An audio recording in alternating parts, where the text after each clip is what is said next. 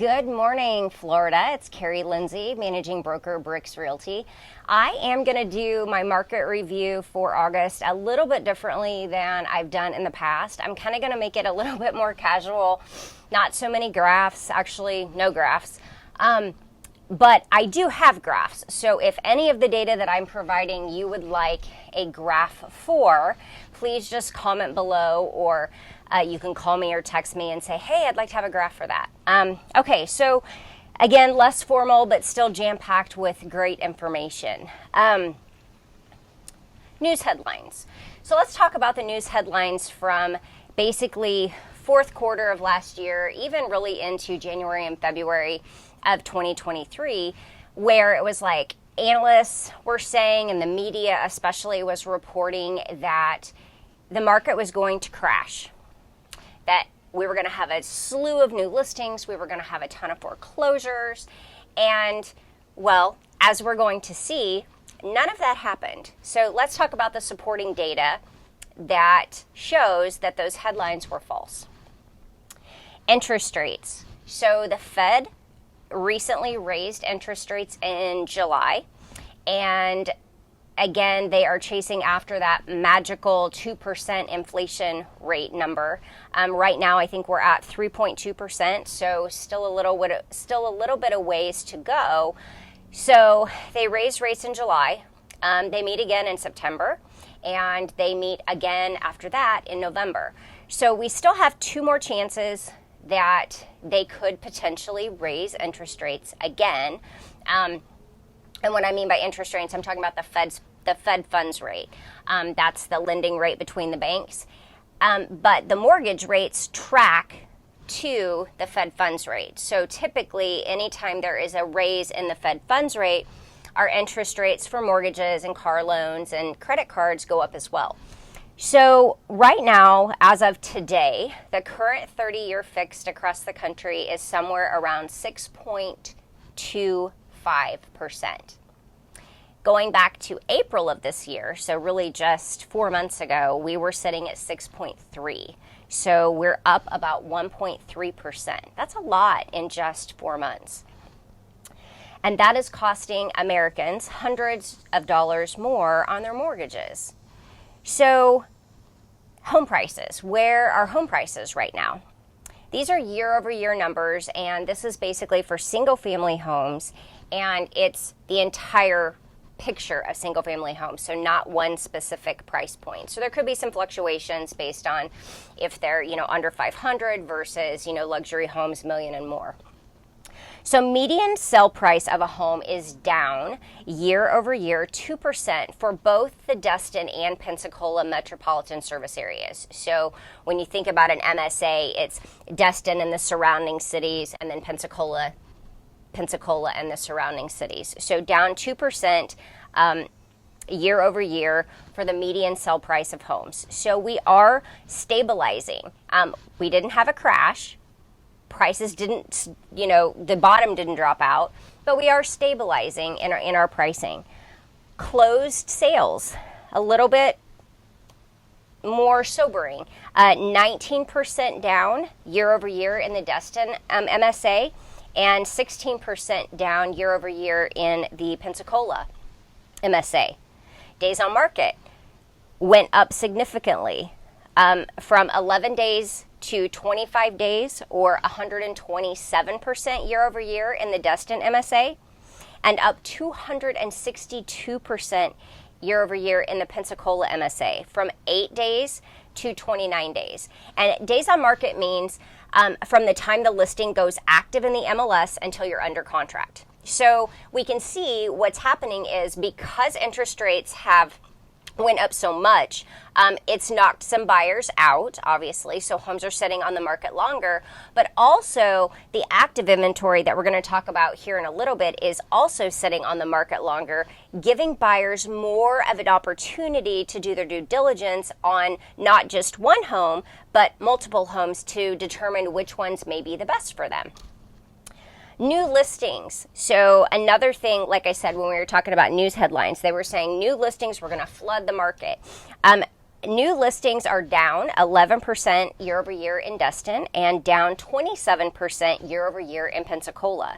So again, this goes back to the current economic state of our market. So sellers are not wanting to put their homes on the market because the majority of homeowners out there right now either have an interest rate below 5% or have refinanced their current mortgage to below 5%. So if they sell, unless they already have another property that they purchased before the interest rate started rising, they're looking at getting rid of a 5% or lower interest rate and going all the way up to 7.6. Like, that just doesn't make sense. Not very many sellers are wanting to do that right now. So that's a big reason why our inventory for new listings is significantly lower than where we've been in the past. Active inventory, so the inventory that's actually on the market, is sitting longer. So we are up 19% year over year in Destin on our active inventory for this time of year. And in Pensacola, we are up 7%. And again, houses are sitting on the market longer because there's not as many buyers, there's not as much competition, and buyers actually have the time to do their due diligence to figure out what house they want to purchase. Months of inventory. Months of inventory means if we sold everything in the MLS today, how long would it take to do that? And an average market where you have basically equilibrium between buyers and sellers, you want about 6 months worth of inventory. We haven't seen 6 months worth of inventory really across the nation in years, okay? It's been a seller's market for a really long time. But in the Destin MSA and the Pensacola MSA, we were hovering right around 1.2 for the last couple of years. We are up 65% in the Destin market year over year to 3.8 months worth of inventory, and up 33% in the Pensacola MSA to 2.4 months. So again, still a seller's market. We still do not have near the inventory that we need for the buyers that are out there. So that is basically it in a nutshell. Okay, so what's my outlook? What do I think is going to happen for the remainder of this year and heading into 2024?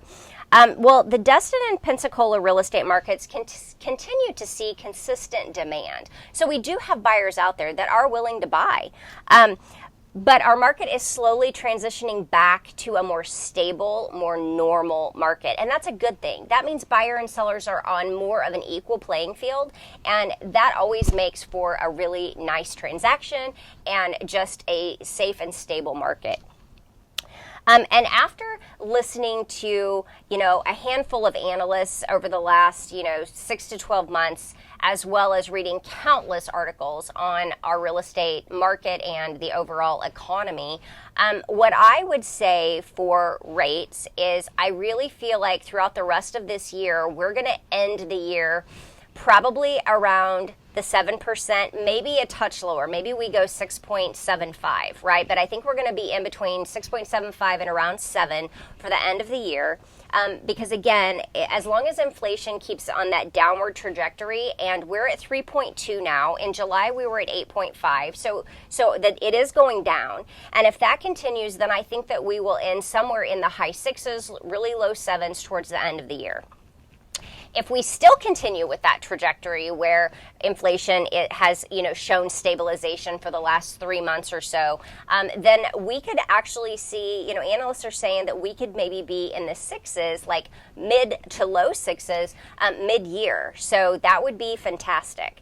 And so what does that mean? That means that as long as inflation doesn't stick around and the lowering of interest, or as long as interest rates stay where they are, and as long as inflation stays where it is, and does not go back up, then I think the Fed will stop raising rates. That's my projection. So I think that we're going to see rates stay, like I said, somewhere between 6 and 7, even into next year. And for what that means to you as a buyer is, okay, we've said this before, you've heard a lot of lenders say it. So buying a home now allows you to start wealth and equity now. take out the interest rate, right? You're buying an investment. Investments, especially in homes, always go up over time. Prices will always go up over time, okay? So the only thing that should be concerning to you, or would be a barrier for you to buy a home, would be the interest rate. And so I just want to put some thoughts out there for you to think about. So if you buy today and the interest rate is 7.6%, and it never goes down, well, then you've bought at the lowest point in the market, right? So that's a good thing. You bought before it went to 8% or 9% or whatever.